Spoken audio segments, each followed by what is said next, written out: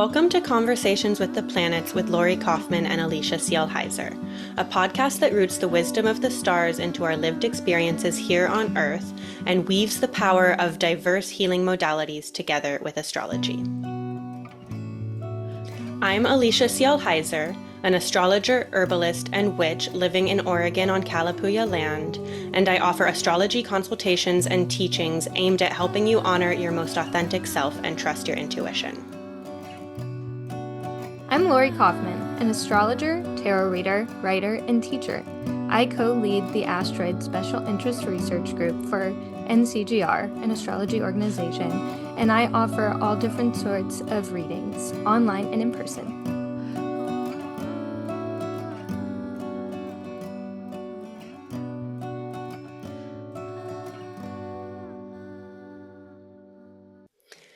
Hey everyone, and welcome back to Conversations with the Planets. And today, Lori and I are going to talk about some really easy ways to merge astrology and herbalism, and just kind of a simple introduction to planetary magic and some kind of experiential astrology ways of just really integrating how the planets show up in our lived experiences and our daily lives. So, hey Lori, how are you doing? Hey, good. Awesome. So yeah, I had just seen this Reddit thread the other day in like an herbal magic thread about someone just very simply asking how to work with different herbs associated with different planets, like when to Yeah. work with solar herbs versus Venus herbs or Mars herbs. And I feel like that's a really common question that a lot of people have. And so we just kind of wanted to go through and talk about the seven traditional planets and when you might want to work with Saturn's energy versus the sun's energy and give some ideas of different ways to work with each of the planets.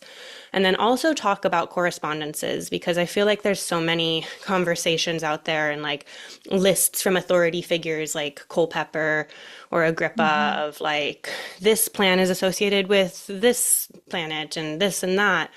And I really love working with correspondences in a very intuitive way of, like sunflowers are obviously associated with the sun. They, in Spanish, they're called girasol. They like turn with the sun and they, have huge heads that fall over if you don't give them structure, which like can be the downfall of Leo. But Yes. really just different ways to kind of intuitively draw your own associations between planetary energy and plant energy and how to merge these two really powerful lineages that, I'm an astrologer and an herbalist both, so this is kind of the world that I'm always dabbling in. So yeah, I thought it would be a fun episode to do.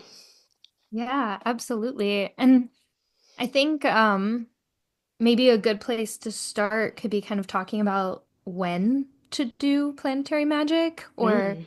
when because I typically, and maybe this is a Cancer rising thing, but I typically follow moon cycles pretty carefully with things like this. And I like to look at, what is the energy of the new moon or the full moon? What sign is it in?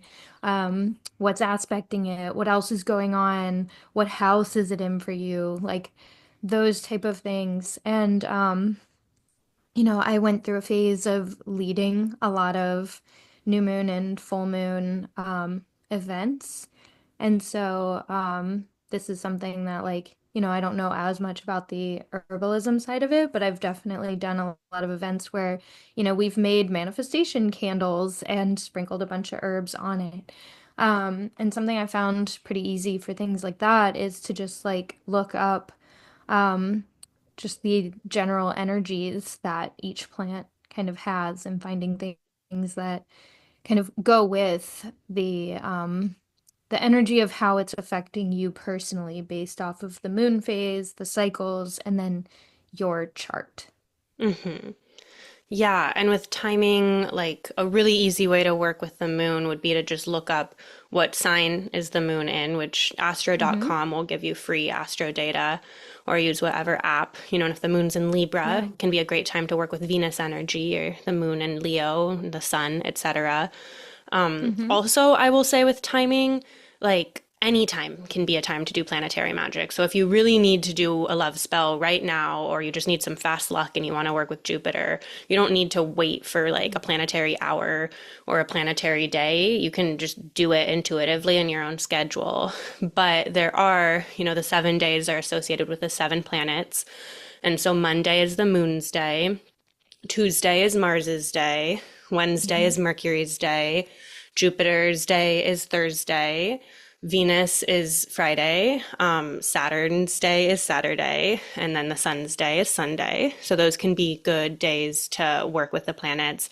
And then there are also planetary hours. And Mhm. so, if you want like a really strong Jupiter spell, you could wait till Yeah. Jupiter moves into Cancer this June, where you'll have like an exalted Jupiter. And Mhm. then for the whole year that Jupiter is in Cancer, doing a spell around sunrise on Jupiter's day would be Jupiter's hour and day. And that's very strong Jupiter energy. And it's also just very easy to look up a planetary hour on just online. So those are some ways to work with timing, but also don't get too caught up in like, oh no, I missed the Jupiter hour. I have to wait Yeah, like 12 hours to absolutely. do my spell. Like it doesn't need to be like that. No, yeah, for sure. And I know we've kind of talked about this in past episodes, but just to like kind of re-bring up the moon cycles, new moons are really good for planting seeds and manifesting and calling in and kind of like taking a moment of darkness. Because when you think about it, the full moon, or sorry, the new moon is when there is the sun and the moon in the same spot, right? So you don't see the moon in the sky. Mm-hmm. So therefore it's darkness, right? It's like the Inanna's descent into the dark, into the underworld. And so it is a moment of rest and reflection and true darkness. Whereas when the moon then starts to like get bigger and bigger and bigger and bigger and more visible until it's opposite, then you have more of the polarity type of energy that shows.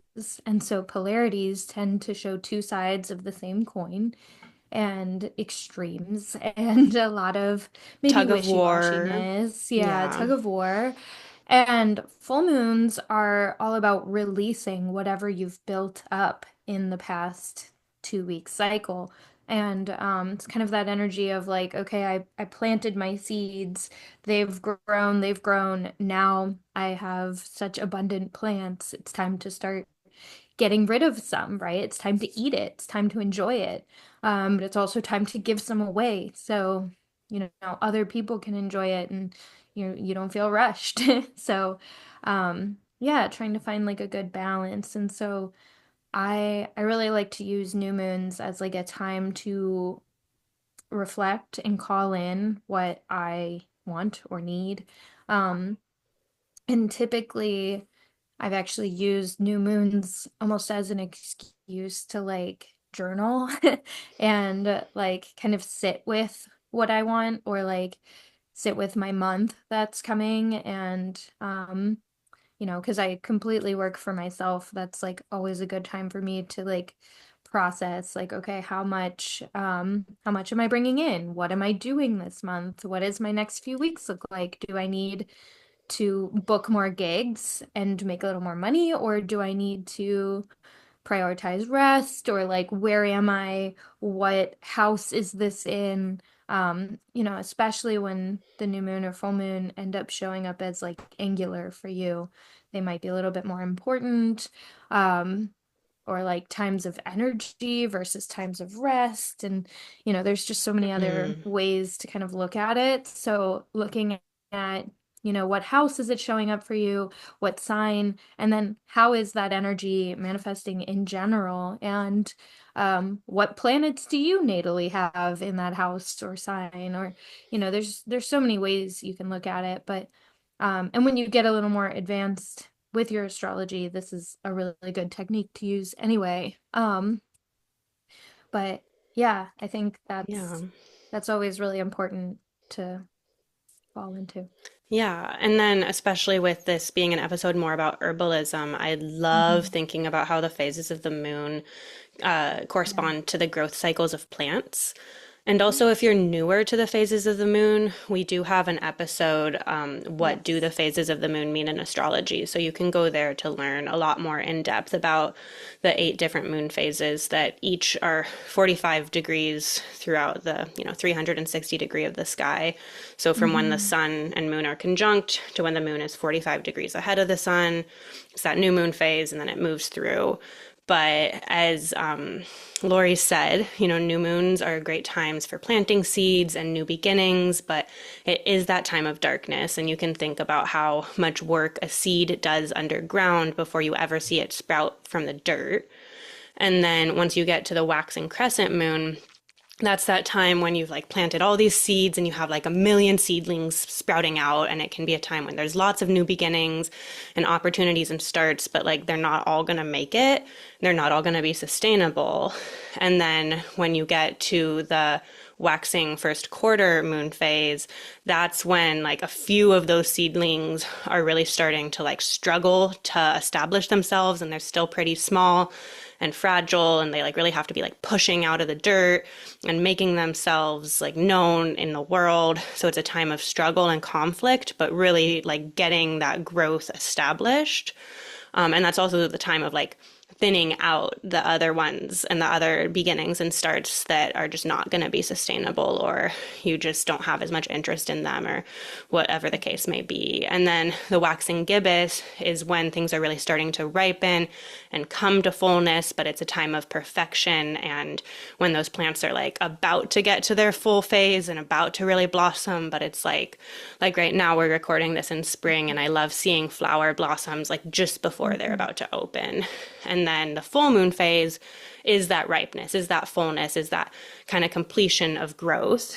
And I'll also say that just in general, working with the waxing moon of the moon between the new and full moon is a great time for bringing things in, for accumulating, for gathering, because the moon is gathering light.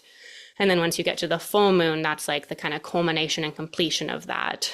And then you go on to the disseminating moon, which is like if you grew a bunch of zucchini and now you have way too much zucchini to eat. So you're going to all your neighbors and you're giving them zucchini bread and zucchinis and all the like abundance of your garden. And so the disseminating moon is a time of like sharing your abundance and sharing your excesses and enjoying the fruits of your garden, but knowing you need to harvest the zucchini before they get too big and lose their flavor or start rotting. Because if you don't take advantage of that abundance, it will go to waste. And then you have the waning last quarter moon phase, which is the time where you're starting to like pick off all the extra. This is actually the phase I've thought about the least. So I'm kind of riffing now, but it would be like, yeah, when you go and like maybe one of the zucchinis did stay and it's just like too big and you kind of have to take it and compost it, or you're starting to like, in the fall when you're like trimming all the things off of your plants so they can put their energy back in the root.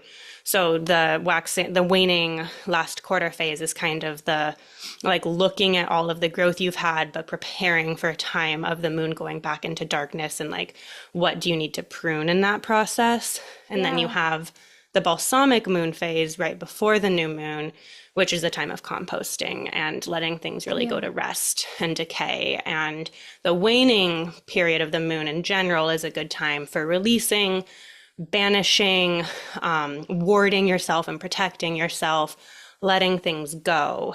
So, those are just some simple ways to work with the moon and think about how the moon is in relationship to plants. Yeah. What that actually made me think of is so the last few years I've grown herbs and peppers and just some different veggies and stuff on my patio. And the past few years, when it starts to get cold and it starts to get to the point where the plant will die, I've typically brought them inside just to see if they would continue. And sometimes they last a little bit longer than they would have outside for sure because the weather is starting to decline, but they usually will um either last way longer or sometimes they'll even last till the next year. And because of that, my oregano plant over there has lasted 5 years. Like it's still somehow alive just because I've brought it inside the past couple years. Um, and like because of that, I've been able to have like fresh herbs even in the winter time. And usually the peppers will die, things like that. Or like the plant will be okay, but it stops producing for a little while, but it doesn't actually like die like it Hmm. would outside. And yeah, when you were talking about the moon getting smaller and like that energy, it kind of reminded me of how there's like different ways to almost like salvage or Hmm. save the plant. Totally. And I feel Yeah. like that's a really good segue into talking about correspondences Yeah, because I feel like absolutely. correspondences are so relational. Like, just like Yes. astrology is very relational, herbalism is absolutely relational. Hmm. And so, like, yes, you can go get Culpepper's book and read what, his associations in like the 1600s England were between different plants. But really, if you want to know, like, okay, well, what like planet or planets would I associate with oregano, growing your own oregano and having a relationship with it, eating it and cooking with it, seeing how it can survive through the winter if you bring it inside, sitting with it and just like feeling its energy, studying it and learning what the herbal actions or different things that it can do medicinally in your body, tasting Hmm. it and like, is it spicy and pungent? Because that can be more of like a Mars signature. Is it like really sweet? That can be a Venus signature. Like oily can be more Jupiterian. Yeah. Moistening can be lunar. There's all these Yeah. different ways. And like the oregano that Lori's growing may have certain Hmm. energetics with where she lives and how she relates to it. And that may be different than the oregano Hmm. that I'm growing. Like a few years ago, I was Yeah. asking Diana Rose Harper about correspondences, and a point she made is that plants also have their own birth charts. And so each plant Sure. is going to have its unique relationship to the stars in the Yeah. sky based off of when it was born and when it Yeah. sprouted, where it grows, right? So I live in a Right. place that does have a similar climate to what Culpeper has. So his associations might be similar. But if you live in a more Hmm. Mediterranean climate, the way Culpeper views different herbs might be completely different from the way your herbs are. For So sure. that's a big place of like your intuition is so strong and so accurate. Hmm. And it's really helpful to see how other people relate plants and planets. But really, the best Hmm. way to work with correspondences and the way where your planetary magic will come through strongest, where your herbal medicine will come through strongest, is when you're really forming those relationships with the Yeah. planets and the plants and drawing your own associations. Yeah. I love it. Yeah. um, yeah. And I guess also I gave some suggestions of ways to be relational with plants. I mean, there's Hmm. infinite ones, and I've actually written a blog post about like how to communicate with plants and how to listen to them. And I really think that like plants go beyond words and like that mercurial type of language, and it's a much more intuitive, felt sense of like like blindly taking a tincture and just noticing how it feels in your body and drawing all of those associations before you even know, like, oh, that was hawthorn that I just took. Hmm. Being outside and walking through the forest and connecting with the plants and like who grows near whom and like what's the energy, like just really slowing down and noticing felt sensations in your body and doing very body based types of ways of interacting with plants is how you're really going to pick up on their energies. And I'd say that's pretty similar for the planets as well. And, Okay. I'm a huge proponent of actually stargazing, especially, like when Venus and Jupiter are visible, they're pretty visible even if, I mean, I don't know like New York City, but I've definitely seen Venus and Jupiter in cities with a lot of light. The sun Hmm. is obviously visible, the moon is visible. And the seven planets we're talking about today are all depending on where you are and what their point in their cycle is, they are visible at different points in the sky. And so actually going out and sitting under the sky and just connecting with like, of course, Venus is the goddess of love and beauty. She's like this bright jewel in the sky. Whereas like Mars and Saturn can have slightly more negative significations because they're darker and red and ruddy. And so pulling those associations, sitting down with a candle and drinking some rose tea and connecting with Venus and just feeling her energy and like again, like your Venus placement is going to really change how you relate to, like, Lori's Venus in Pisces is going to show up as a Hmm. very different Venus energy than my Venus in Scorpio will. And Right. so, really just experimenting and doing, like, really coming into your body and connecting with these energies and drawing your own conclusions and then sharing them with Mhm. other people and seeing like what's similar and what's different. And of course, doing your research, but don't just read a Yeah. bunch of old dead guys and go off of what they have to say when it comes to correspondences. That's my Fair. takeaway with that. Yes. Oh, yeah. Cool. Do you Cool. want to go So, through the seven planets? yeah, let's do that. Okay. Should we just do Chaldean order starting with Saturn? Yeah. Yeah, I was gonna say Where where do do we you want to start? start? Yeah. Well, do Yeah, you want to start with Saturn? Because you're the Saturn sure. person. Yes. Yeah, we can start with Saturn. Um, cool. Well, what should we, I guess, talk about like Saturn and significations of Saturn and then Yeah, because we did we did an episode on what does it mean to have a planet in its own sign, where we go really in depth about the seven planets and the zodiac signs that they rule. And so, if you are yeah. newer to the planets, I would recommend you go there, and Yeah, then this might be a good maybe place to pause and go listen to that yeah, and then and come maybe back. here where we can really talk is like if you're doing planetary magic, like what would you want to work with Saturn for? And like especially with Mhm. Saturn and Mars, maybe some things to watch out for, but like Sure, yeah. yeah, just kind of from that perspective and then I'll come and sprinkle in some like herbal stuff too. Yeah, perfect. Um, so Saturn can be used if you're looking for longevity. Saturn's a really good one for kind of like slow and steady energy, right? Like hard work pays off type of energy, being able to really be um I guess like slow and methodical and like, what do I actually want is a very good Saturn question. How am I gonna get there? And expecting that Saturn often comes with delays or lessons or difficulties. Um, but Saturn also comes with pretty great rewards too if you do the work and lean into its energy. And depending on how Saturn is placed in your chart, if you have a day chart, if you have a night chart, there's so much nuance to it. Um, but if you are very generally working with Aquarius or Capricorn energy or like kind of trying to use Saturn in magic. Um, yeah, good reasons for that would be like wanting something that's going to last a long time. Hmm. So it might not be, it's not going to come quick. It might not be fun. It might not like feel easy, but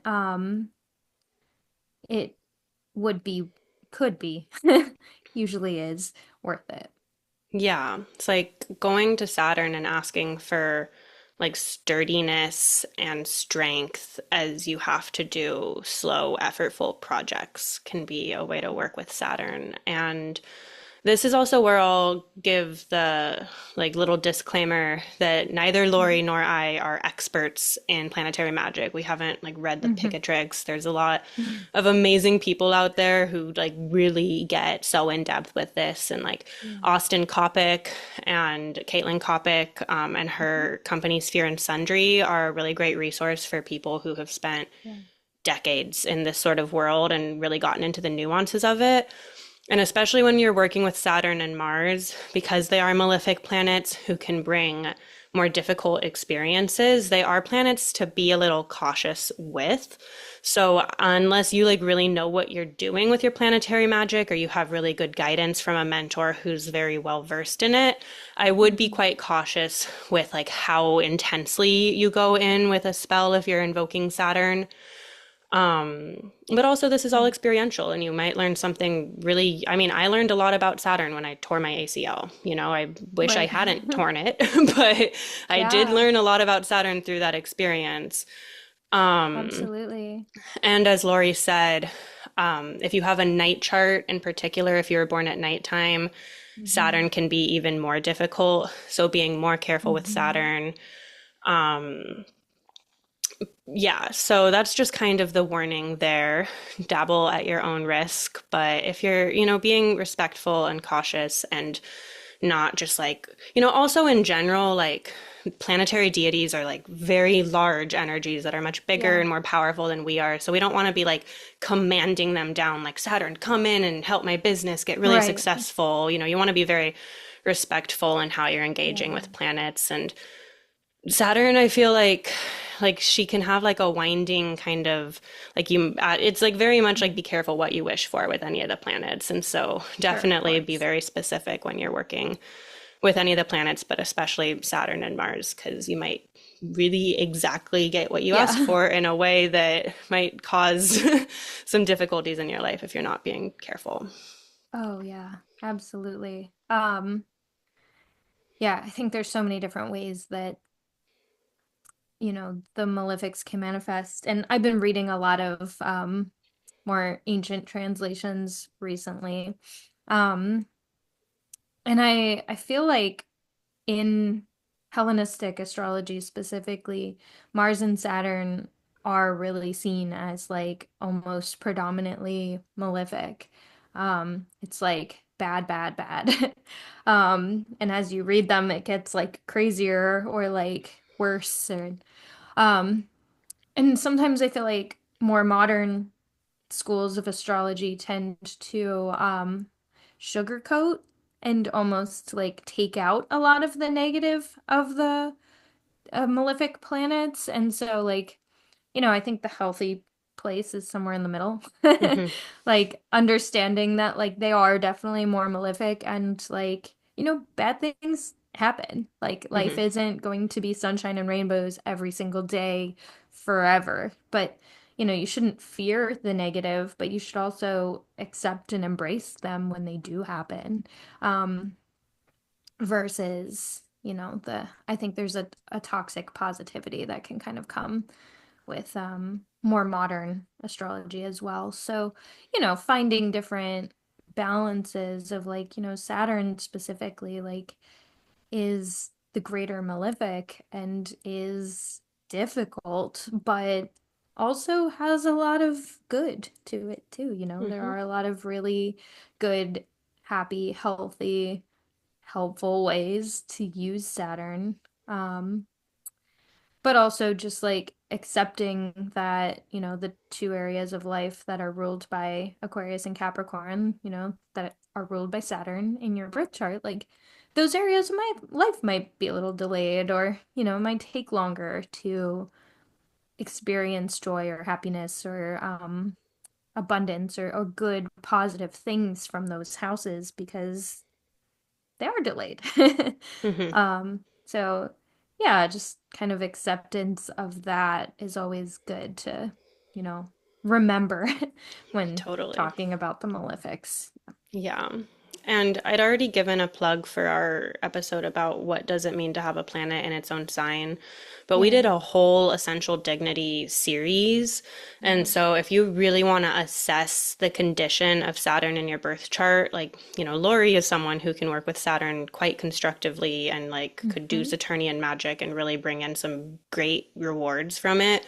And I'm Hmm. someone who needs to be a lot more cautious with Saturn Yes. based off of the dignity of Saturn in our individual birth charts. And so we Hmm. both offer astrology readings and would happily sit down with you and dig into the dignity of your planets in your birth chart to help you identify where, Yeah. it might be easier or harder to work with different planetary energies. But you can also go to the Essential Dignity series and really dig into the nuance of how Yeah. Saturn is functioning in your birth chart specifically.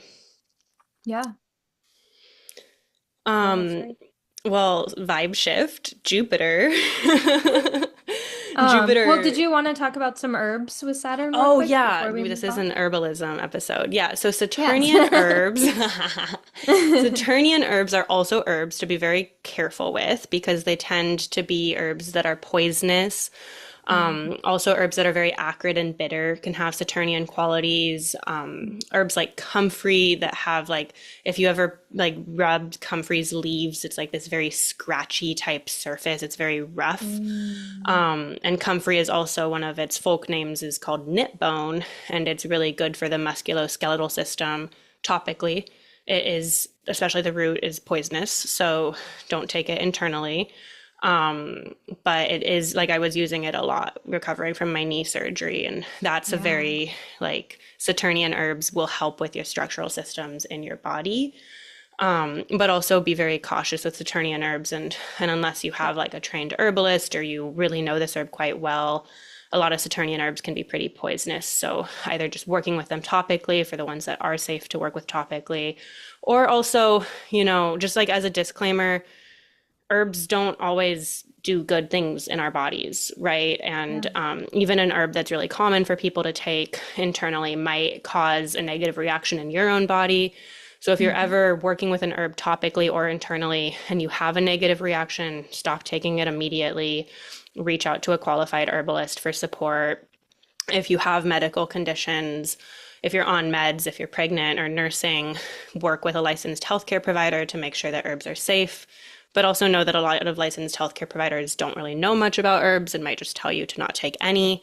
So that's where a qualified herbalist can be an additional support there. And there's also a ton of ways to work with herbs without putting them in or on your body.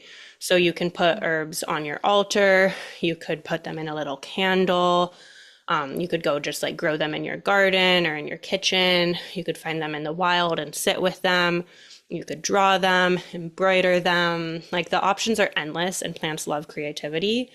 But also, I mean, even some herbs, like poison oak, you wouldn't go like pick it and put it on your altar. So even if you're Right. not working with it internally, make sure you know the herb. Also, when you're taking herbs from the wild, make sure that you have permission from the herb to do so, that you're sure that you're not depleting that herb's habitat. We have loved the herbs to death, and like, some flowers, when you pick them, they will never be able to grow that flower back. And if we all just like picked pretty things that we saw when we were on hikes, then they wouldn't be there for other people to enjoy. Also, like, a lot of things in the wild are sprayed with chemicals, or dogs have peed on them, or there's car exhaust. So, really, the best way is to either get them ethically and sustainably sourced. Mountain rose herbs is a really great source for that, or to grow them yourself. I really like the main herbs that I pick in the wild are hawthorn, because it's like a weed that grows everywhere in my back, like behind my house. And I have a relationship with it. And I know that the more berries I take out of the woods, the fewer the birds eat them and the fewer the like invasive trees grow. But like, I really don't take that many herbs from the wild. So I would like only do that if you really know what you're doing. Um, but yeah, Saturn herbs are like scratchy, rough, tend to be poisonous, tend to be Mm. bitter, can help with structural systems in your body. And you can draw your own association. Like maybe, yarrow also, I feel like could have some Saturnian qualities because it's an herb that's very traditionally used for boundaries. But if you're working with an herb and you just get like a really strong no energetically from it, then maybe that herb has Saturn associations for you, right? So using that Yeah. intuitive approach as well. Yeah, I mean, this sounds very like cord cutting energy type of thing. So yeah, and sometimes on the new moons or, when I'm like kind of calling things in or we're doing some of that reassessment type of energy, whatever.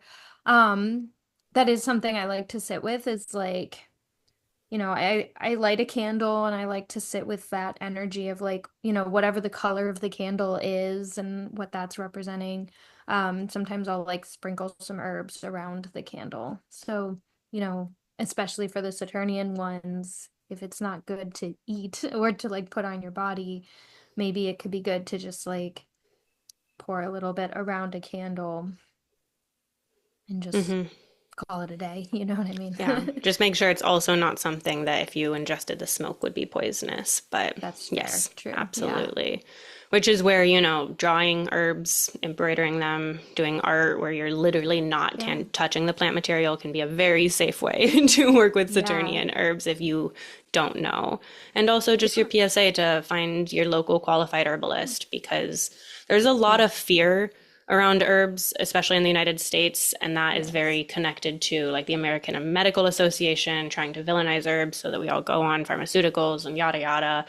And like we're starting with Saturn, and Saturn is the planet of fear and caution, but herbs, like humans have interacted with plants forever. The plants are our ancestors, and that's where a relationship really comes in of having a relationship with the plants to know who's good to work with and for what can really help. Hey everyone, it's Alicia, and I am so excited to announce that I'm hosting a Moon Phases Wellness Retreat outside of Roseburg, Oregon on July 19th, 2025, in a beautiful natural setting right along the Umpqua River, where we will dig in depth into the moon phase you were born under and what that means for your personality and your emotional and physical needs, as well as how to work with the shifting moon phases in the sky to bring more magic and ritual into our daily experiences. We will also be blending our own tea blends and learning about different herbs and their magical and medicinal virtues and benefits. And there will be opportunities for yoga and ecstatic dance and journaling and engaging in group ritual. And so I really hope to see some of you there. All of the information for how to register is in the show notes down below. Jupiter now? Yeah. Go to Cool. Jupiter. So Jupiter is the greater benefic, and so Mhm. Jupiter is a very abundant, expansive, and supportive planet. And like Jupiter doesn't always bring good things. I think one of the more difficult things with Jupiter can be like, Jupiter is about to move into Cancer. Probably by the time this episode's out, Jupiter will be in Cancer from June of Yeah. 2025 to June of 2026. And that is Jupiter's place of exaltation. We are all going to be enjoying the abundant, expansive, hopeful energy of a very strong Jupiter for a year. But that transit can also mean that lots of opportunities for expansion are coming into your life. And if you don't have the Saturnian container to capture and take advantage of those opportunities, they may slip through your fingers and you may experience a lot of grief at not getting, like, having too much hope. Or, like, I'm a very Jupiterian person and I feel like I can like daydream all of these possibilities and hope for all these things. And then what you actually are able to make reality can be, that's where things can get more difficult. So I don't want to just like talk about how amazing Jupiter is and how if you just work with Jupiter energy, you're going to have amazing, happy, abundant results, because that's not necessarily true. Right. There can be difficult things that come through with all of these planets. But Yeah. Jupiter is a generally much safer planet to just work with planetarily Yeah. because it is a benefic planet who wants to help you and wants to bring support and affirm your life, again, in relationship to the condition of Jupiter in your own birth chart.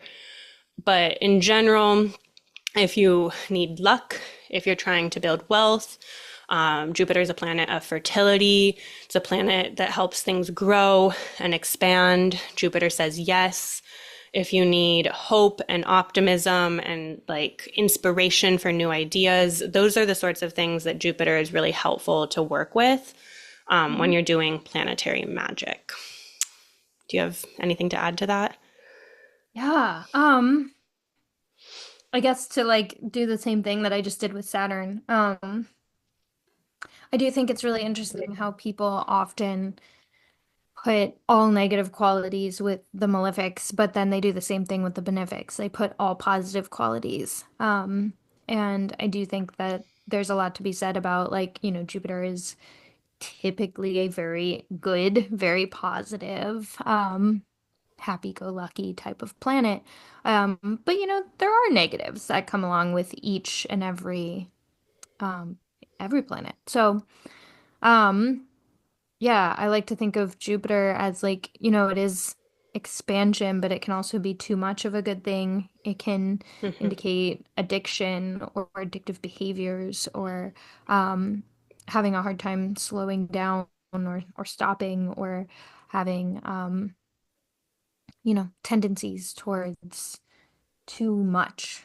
basically. Hmm. So that could be something that could be worth looking out for Which, when using this planet too. Yeah, excessive growth becomes cancerous, right? That becomes a tumor. exactly. And I was thinking about that too when I was talking about the waxing moon phases. And like Hmm. culturally, Lori and I are both in the United States, and that is very much a culture that loves the accumulation and the Hmm. growth and the abundance and like all of that Jupiter waxing energy. And if you keep growing and growing and growing, and you don't ever do the waning period of the release or the Saturnian process of the limiting and the cutting back, like, yeah, you will get a tumor or you will have an addictive behavior or you will Yeah. destroy the environment or, it can be too much. And Jupiter and Saturn in particular work really well together for Jupiter to bring in that hope and expansion and abundance that Saturn struggles with. And then for Yeah. Saturn to bring in that reality check and that, like, we live in a material realm and you can daydream all you want, but what's actually possible? So they can be really good planets to merge together when you're doing planetary Yeah. magic. But yeah, excessive growth is not good. Of course, I think we Yeah. can all agree on that. Yes, of course. Oh, yes. But, I do think it's very important not to be too much on the toxic positivity or the toxic negativity. Hmm. Yeah, Says your being very Jupiter in realistic. Libra. No, Like, right. keep it balanced. Yeah, Yes. It also And sees both of my malefics, so yeah, at yeah. least harmoniously to your Saturn, but yeah. Yeah, right, but Um, still. and again, assessing the dignity of Jupiter in your birth chart, like if you have Hmm. a Jupiter in Sagittarius, Pisces, or Cancer, Jupiterian possibility is going to be a lot more available to you if you're doing Jupiter magic. And also just Hmm. identifying which of your planets are the strongest based off of their dignity can help you like I have Jupiter in Sag, and the first Sphere and Sundry oil I ever got was Jupiter and Sag oil to like just bring in that like naturally available energy to me because it just like it's like a plug, it's like if I have my American iPhone charger and I'm in America and I plug it into the wall and it just goes and has the right voltage and it all works. Like if you have a strong Jupiter, that can be doing Jupiterian magic, whereas my Venus in Scorpio, I'm like trying to plug my like Danish iPhone charger into the American wall and it's just not quite plugging. And so I have to be more Yeah. careful with my Venus magic because she has less dignity. So assessing, if you have Jupiter in Capricorn, for example, doing Jupiter magic might be a little more limiting than your friends who have Jupiter in Sag, as an example. Yeah. Yeah, that's a good note. Yeah, and then also like you can totally merge the planets, like we mentioned, bring them together, and interact with them. That again can just be kind of an intuitive experimental process to Yeah. see like who plays together well. And also when you're thinking of correspondences, it's not a cut and dry like a Jupiterian herb that I think of that's also a very solar herb is calendula. And calendula, I feel like, is very obviously a solar herb because it's like yellow and orange and gold flowers, and it's in the aster daisy family, so it's related to sunflowers and those flowers. Like, I don't know if calendula specifically does, but most like aster flowers do the like rotating with the sun type Hmm. energy. And when I was working at the herb farm a few years ago, we would harvest calendula like every Wednesday for it should have been Thursday, honestly, for the Jupiter day, but every Wednesday for like the entire time we were there. And it's like the Hydra, like you pick one flower head and three more grow in its place. And so that's where I personally drew the association that Hmm. calendula is a Jupiterian herb because it is so generous and so abundant. And also, I've been putting calendula on my incisions from my knee surgery, and it has been Yeah. tremendous for them. Calendula is just a great herb to work with. Highly recommend. Unless you sneeze when you blow out dandelions, because then you might be allergic to calendula. But yeah, that's a Jupiterian herb, but it's a Jupiter solar. There's no cut and dry way to be like, oh, it must only be Jupiter, it must only be the Sure. sun. Lemon balm is also a really great Jupiterian herb, really tasty. It's a really good relaxing herb that like is good for daytime because it doesn't make you sleepy. Hmm. Burdock is really associated with Jupiter as well. Oak trees are associated with Jupiter. So yeah, those are just a few suggestions, but yeah, I mean, just going and sitting under an oak tree and feeling its structural sturdiness and like meditating on what you want to see grow in your life could be a great way to do really, do it during Jupiter's hour if you want some extra juice. And like Right. planetary magic does not have to be these like complicated, fancy rituals. They can be very intuitive and just you're on a hike Yeah. and you see an oak tree and you connect with it and you sit down and talk to Jupiter. Yeah, absolutely. Want to talk about Mars? Let's talk about Mars. Do you want to start off?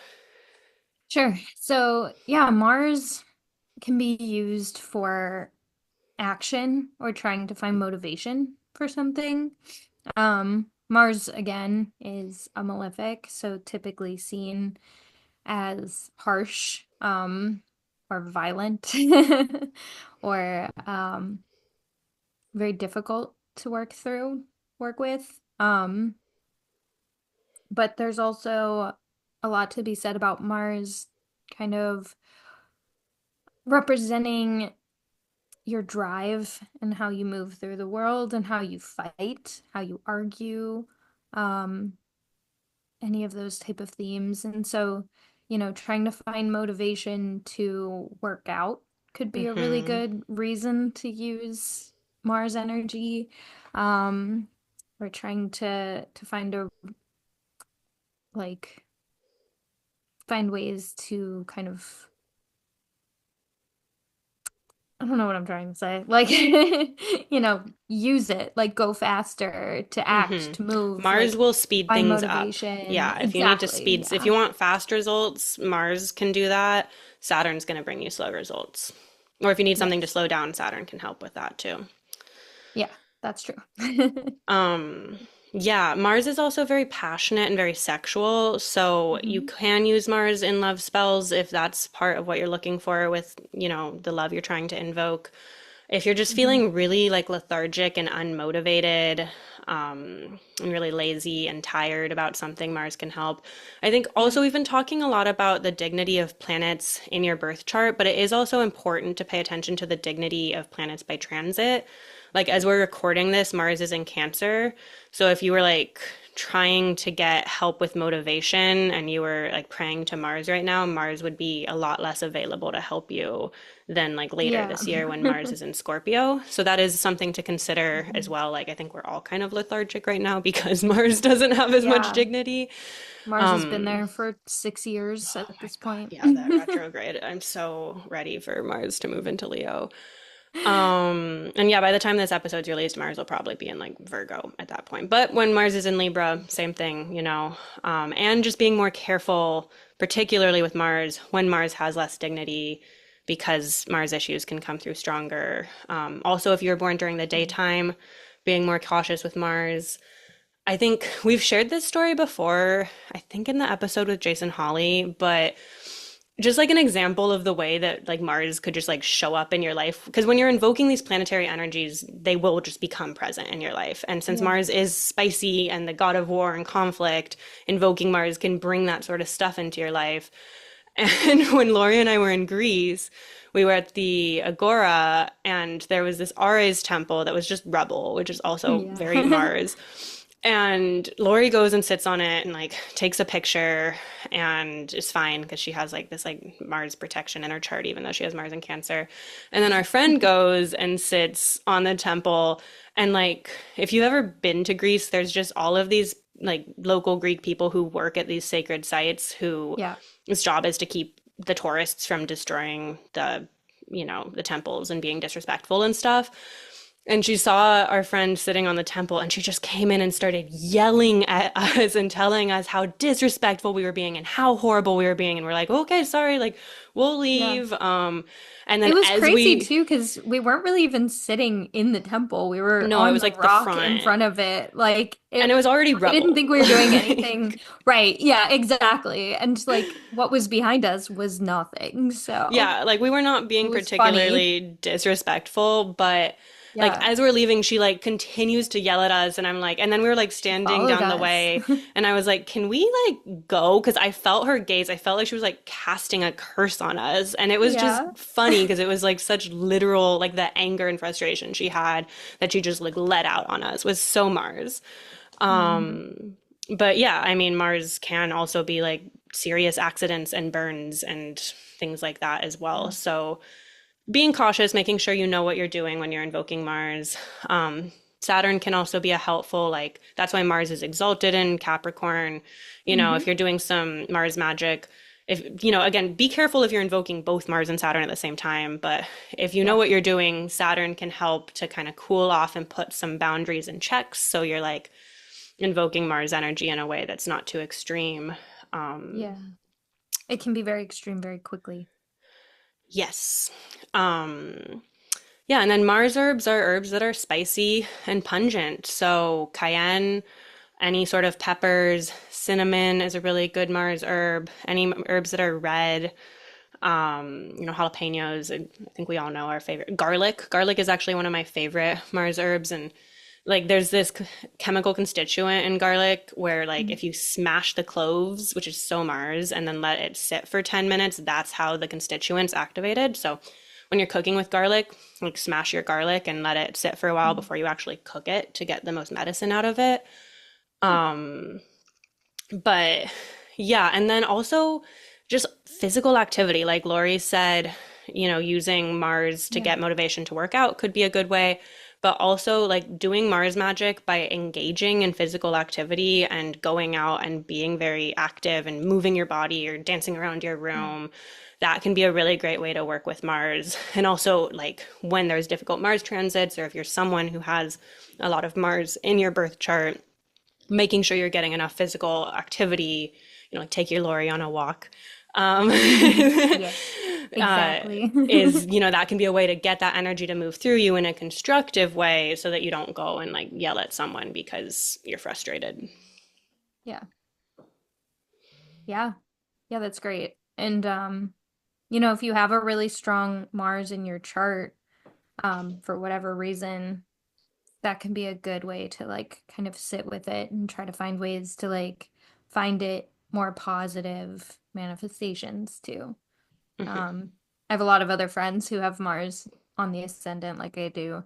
And like we've had lots of conversations about like, other people are going to tell you you're too much at times. And um it can be hard to tone it in or like tone it down, to ring it in, like make yourself smaller. And, the reality is you don't want to make yourself smaller. So Hmm. how can you be bigger, but in a way that's not going to hurt or affect others or, any of those type Hmm. of things. And so this can be a way that you can kind of sit with your Mars placement and Great. find how it wants to speak.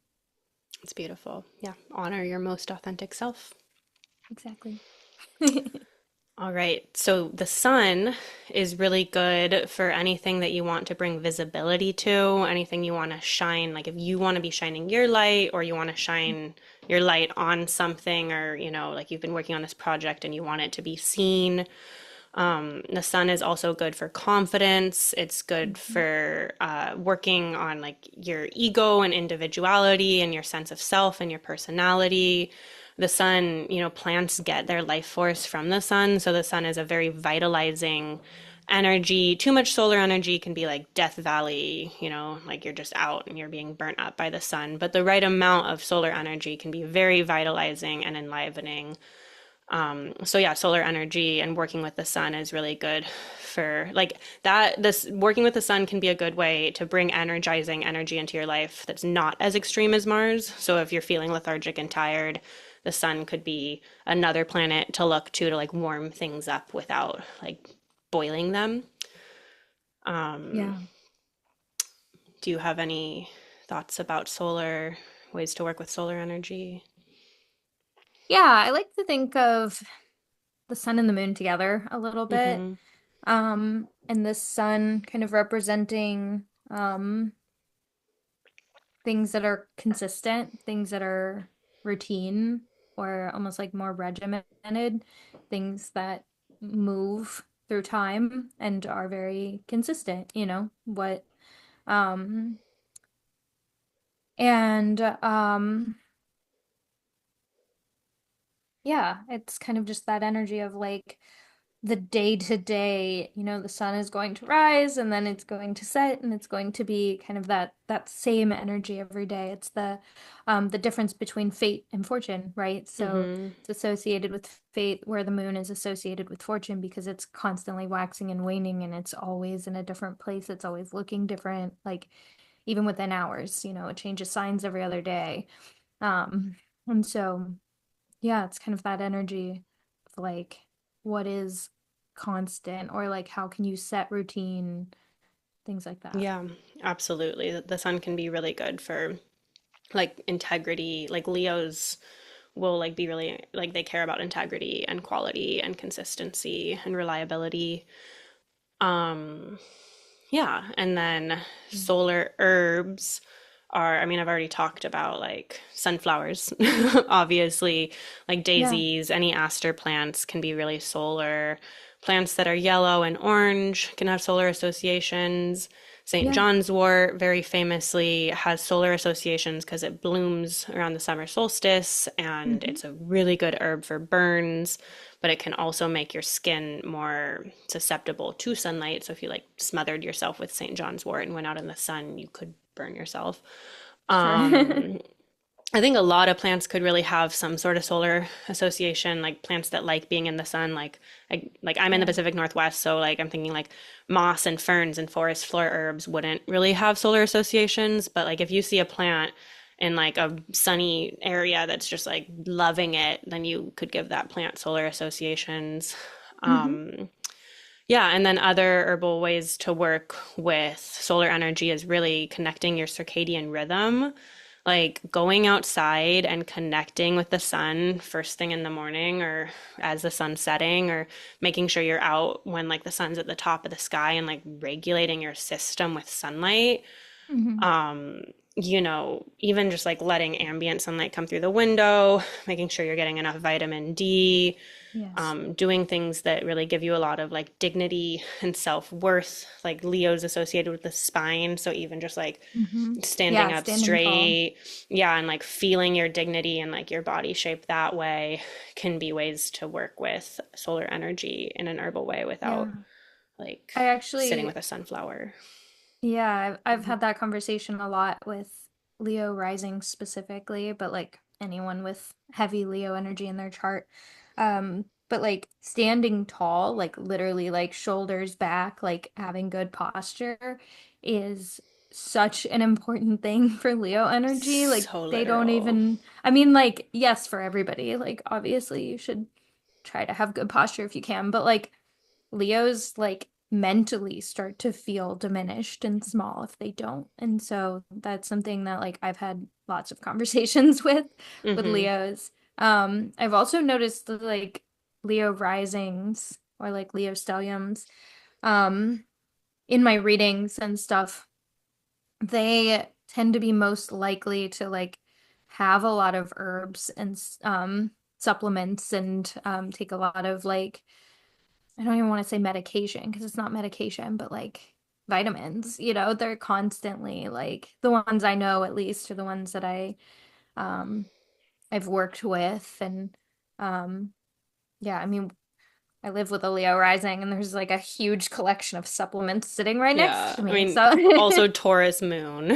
So well, there's a that lot too. going on there that brings that in, but That too. But yes, I have hmm. noticed that Totally pretty though. generally as like Leo. Yeah, Leo. Well, and another great way to work with solar energy is around leadership. So if there's a place where you Hmm. need to be stepping into a leadership role, or if you wanted like a promotion at your work, or you wanted Yeah. more eminence, or you are a leader who needs support with that, like the sun is very much associated with leaders as well. Yeah. Yeah. Exactly. Um, cool. Do you want to talk a little about Venus? Yeah. So Venus is, the obvious one is to invoke for love, for relationships, or anything relational. So even like friendships or Hmm. difficulties within um, anyone that you have a relationship of any kind with, really, Venus can be a good one for that. Um, Love spells or all of those type of things.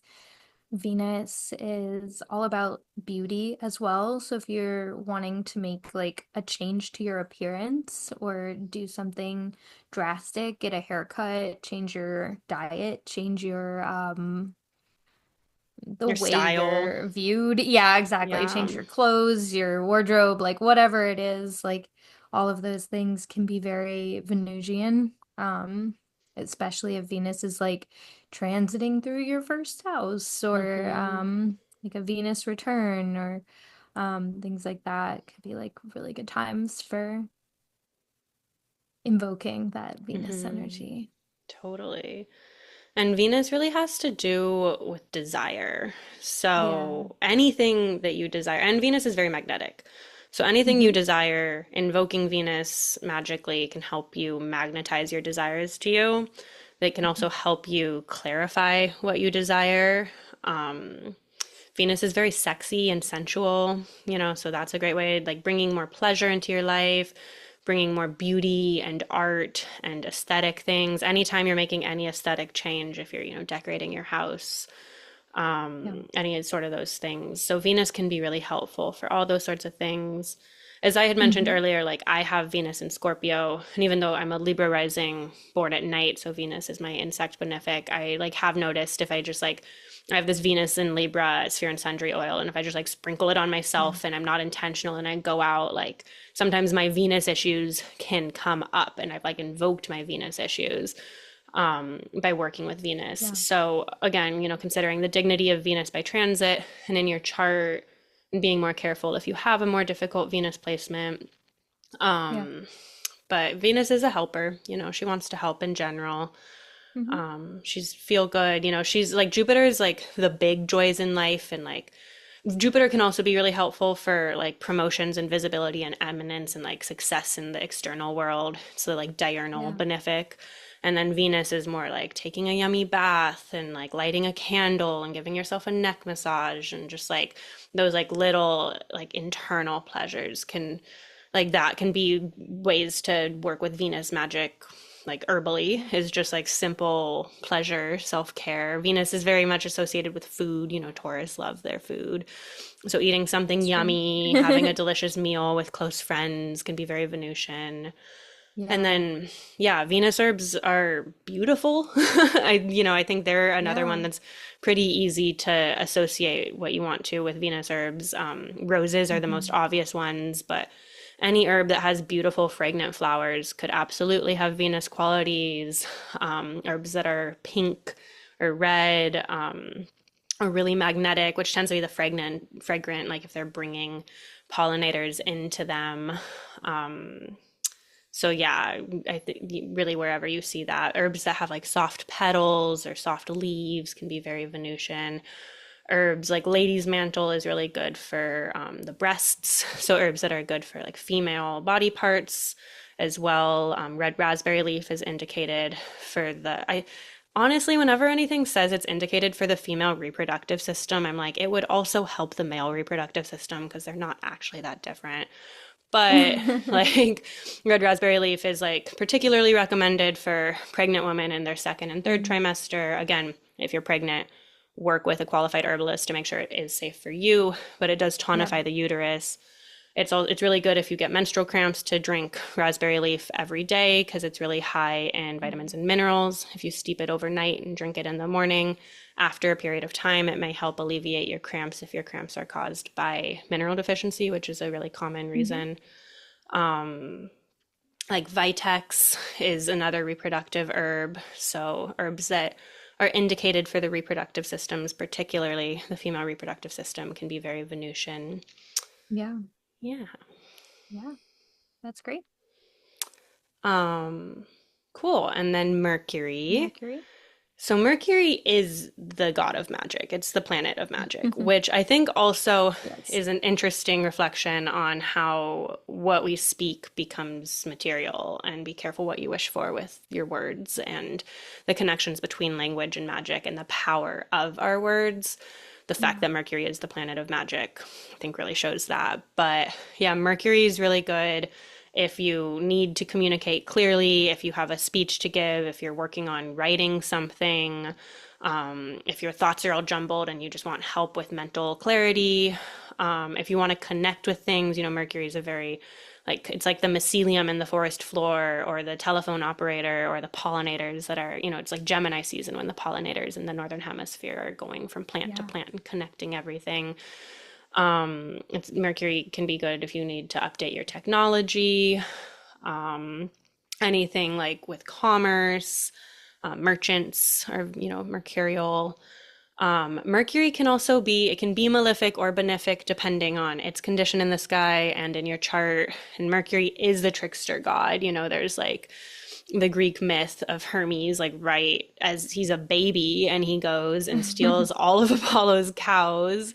And then to keep himself from being found as he's walking back with the cows, he turns his sandals backwards so that he's retracing his steps and they don't see where he walked to with the cows, which is also an Hmm. interesting way they incorporated the Mercury retrogrades into their myths.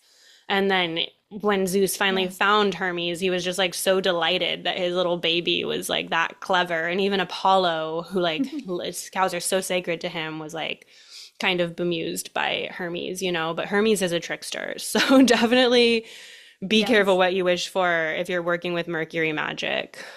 Yeah. Yeah. Yeah. That's great. I mean, Mercury's also that like psychopomp energy, so the ability to Hmm. go above and below, into the real world, but then under the ground into the underworld, and um, he's the messenger. So Hmm.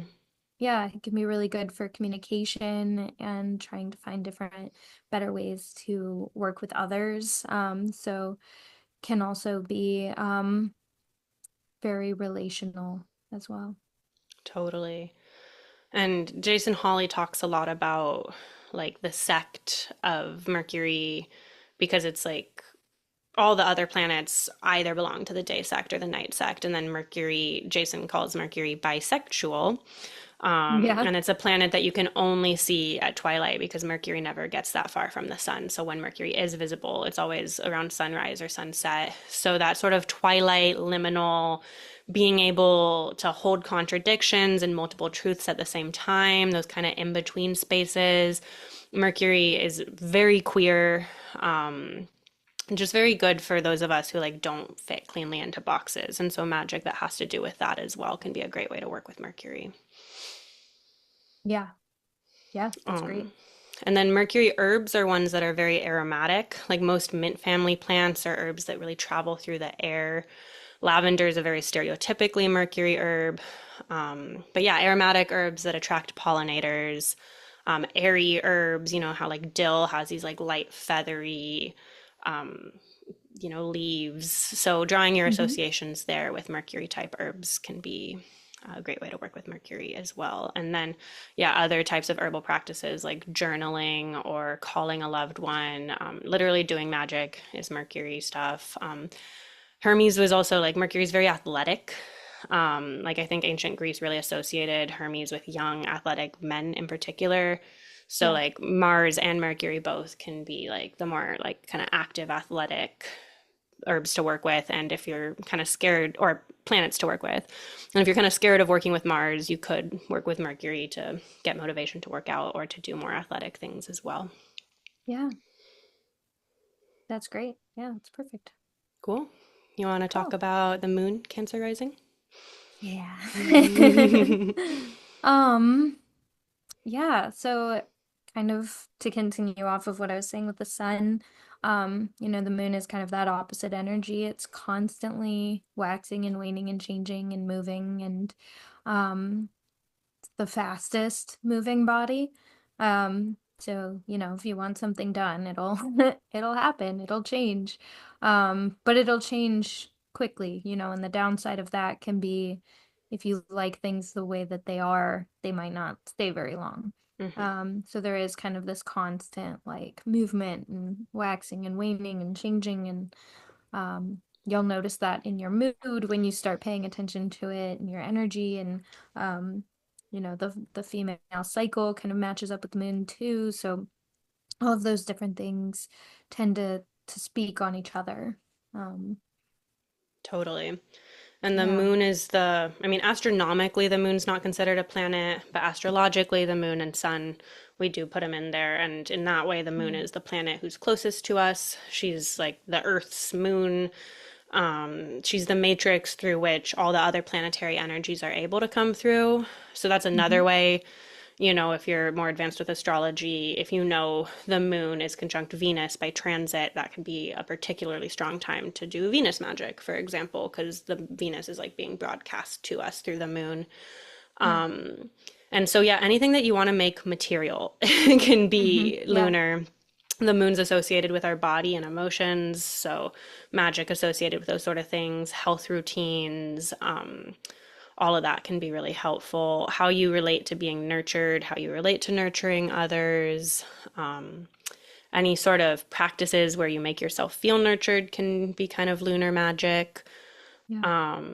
We already talked a lot about moon phases as well, which is just a great way to work with the moon and be like, oh, the moon's waxing, so I'll work on growth and increase, or oh, it's a balsamic moon, I'm gonna just go take a nap, or just kind of being connected in that way. Also, when the moon by transit is in the same phase as she is in your birth chart, so like I Hmm. have my moon trine my sun in like a waxing first quarter phase.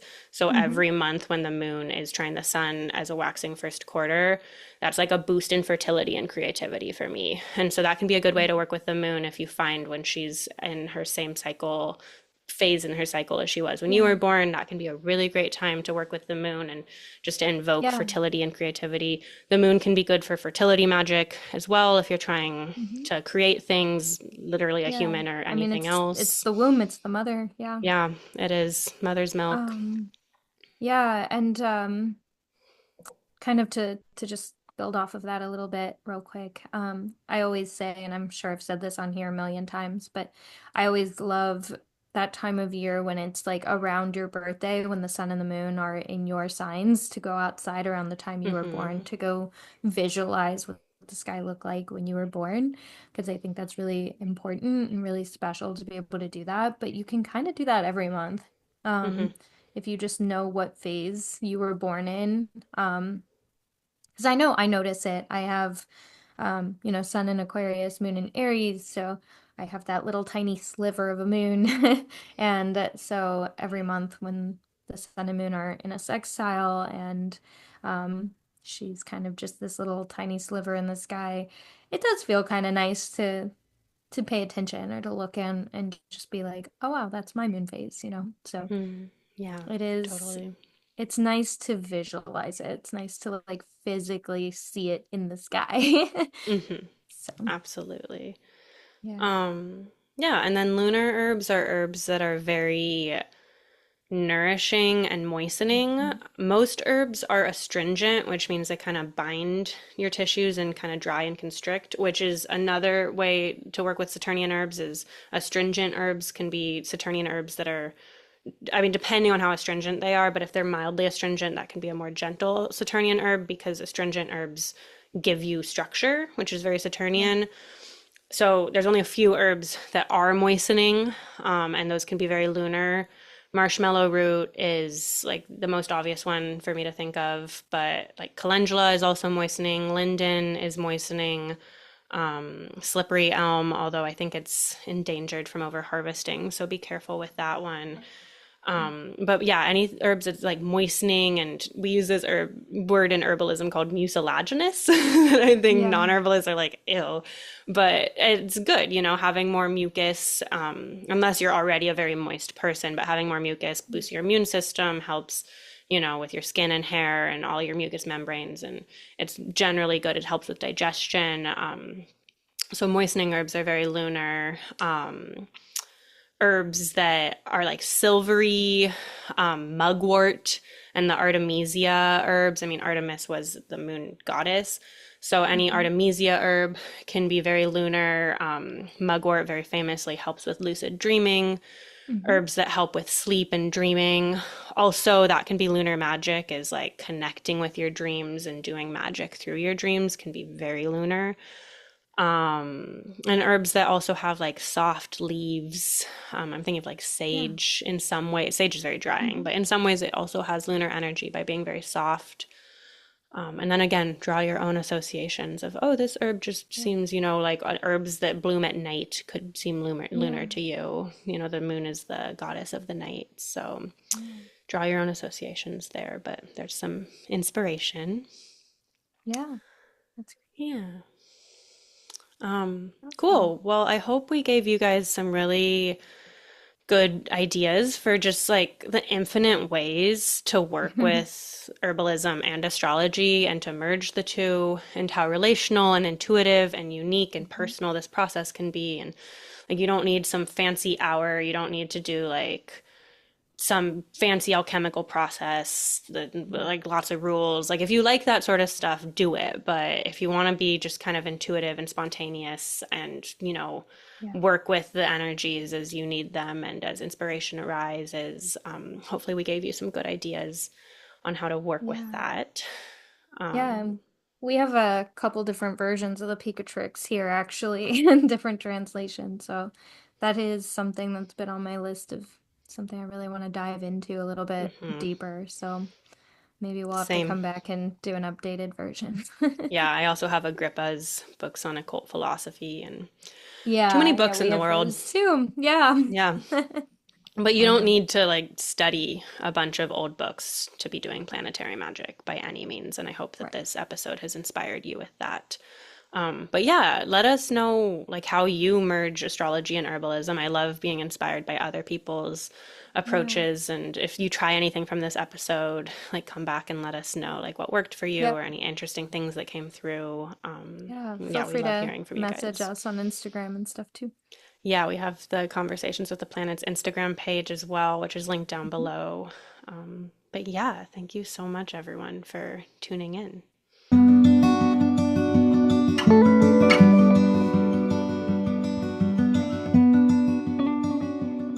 Thank you so much for joining us today. If you have any personal stories to share or thoughts and reflections about what we discussed in this episode, please comment down below or reach out to us on Instagram. And please come follow us on Instagram at ConversationsWPlanets, where we share forecasts and updates about the astrological movements happening in the sky, as well as updates about our episodes. The link to our Instagram is in the show notes down below.